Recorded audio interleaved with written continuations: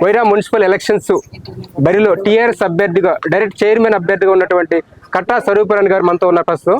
స్వరూపరాణి గారు వారి యొక్క ప్రచారం ఎలా సాగుతున్నది వారి మాటలు తెలుసుకుందాం. మేడం చెప్పండి మేడం, మీ పార్టీ అధికారం లేదు, ప్రతిపక్ష పార్టీలు ఉన్నారు, ఏ ధైర్యంతో మీరు పోటీ చేస్తున్నారు?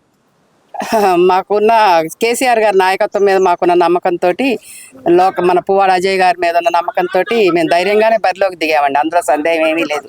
ఓకే, రానున్న ఎలక్షన్స్లోని ఇప్పటి వరకు ఎన్ని వార్డులు మీరు ప్రచారం జరిగింది?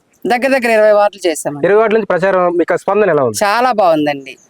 ఎందుకు మా ఓటు మీగానే ప్రామిస్ చేస్తున్నారు జనాలంతా. ఈ మున్సిపాలిటీ ఎలక్షన్స్ పైన సమస్యల పైన కానీ ఏమైనా మీకు అవగాహన కానీ ఏమైనా ఉన్నదా? చాలా డ్రైనేజ్ ప్రాబ్లం చెప్తున్నారండి. ఎక్కడికి వెళ్ళినా కూడా ముందు మనం గెలిచి మున్సిపల్ చైర్పర్సన్ అయ్యి మనం కూటమి గెలుచుకుంటే డ్రైనేజ్ సమస్య మీద దృష్టి పెడదామని అనుకుంటున్నాం. ఒకవేళ మీరు మున్సిపల్ చైర్పర్సన్ అభ్యర్థికి గెలిస్తే మున్సిపాలిటీ డెవలప్ చేయడానికి మీ దగ్గర ఏమైనా విజన్ కానీ ఏమైనా ప్రణాళిక కానీ ఉందా? మాకు చాలా విజన్ ఉన్నాయండి. మా అజెండా అంతా మున్సిపాలిటీని అభివృద్ధి చేయడం మా అజెండా అండి. ఓకే, ఎలా ఉంది మీ యొక్క గెలుపు ఓటమి దాని యొక్క అభిప్రాయం? చాలా బాగుంది అంటున్నారు అందరు, మీదే విజయం అంటున్నారండి. ఓకే, పార్టీలకు అతీతంగా రేపు గెలిచిన తర్వాత కూడా అన్ని వార్డులే అభివృద్ధి చేస్తామండి. మాది కూటమి అండి. సిపిఎం, సిపిఐ, తెలుగుదేశం మద్దతుతోటి మేము చాలా ముందుకెళ్తున్నాం అండి. మన తెలుగు తమ్ముళ్ళు, తెలుగు చెల్లెళ్ళు అయితే చాలా మద్దతు ఇస్తున్నారు మాకు. కట్టా కృష్ణారాజన్ గారు గతంలో రాజకీయ అనుభవం నుంచి కుటుంబం వచ్చారు. వారి యొక్క చరిష్మాకు మీకు ఎలా ఉపయోగపడుతుంది? ఆయన చరిష్మా అంటే ఆయన మాది కట్టా కృష్ణార్జునరావు గారిని అంతకు ముందు మామూలుగా అందరూ అంటారండి. ఎంపీపీ అయిన తర్వాత పదవీ కాలం అయిపోయి ఇప్పుడు 15 ఏళ్ళు అవుతున్నా కూడా ఆయన పదవి పేరుని ఇంటి పేరుగా మార్చుకున్నారండి. ఎంపీపీ కృష్ణార్జునరావు గారు అంటారు. ఆయన పనితీరు అలా ఉంటదండి. కానీ ఇప్పుడు ఉన్న పరిస్థితుల్లోని అధికార పార్టీ ఉన్నది ఒక ఎత్తు, మీరు ప్రతిపక్షంలో ఉన్నారు. కృష్ణాజీ గారి యొక్క చరిష్మాని 20 వార్డులో మీరు ఎలా పోల్ చేయగలరు?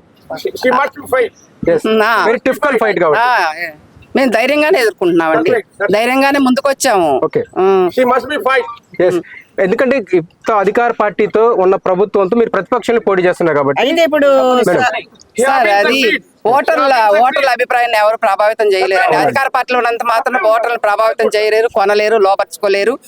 ప్రజల అభిప్రాయమే విజయం మీద ఆధారపడి ఉంటదండి. అది అధికారంలో ఉన్నావా ప్రతిపక్షంలో ఉన్నావా అనేది కాదండి. ప్రజల యొక్క అది వాళ్ళ హక్కు అండి, ఓటు హక్కును వినియోగించుకోవటం.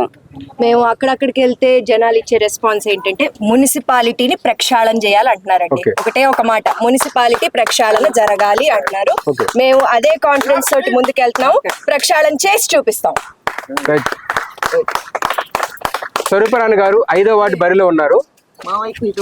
స్వరూపరాణి గారి యొక్క ఆలోచన విధానం, వారి యొక్క స్పందన మనం తెలుసుకున్నాం. ఆఫ్టర్ 11th పోలింగ్ తర్వాత మళ్ళీ మనం కలుద్దాం. Thank you.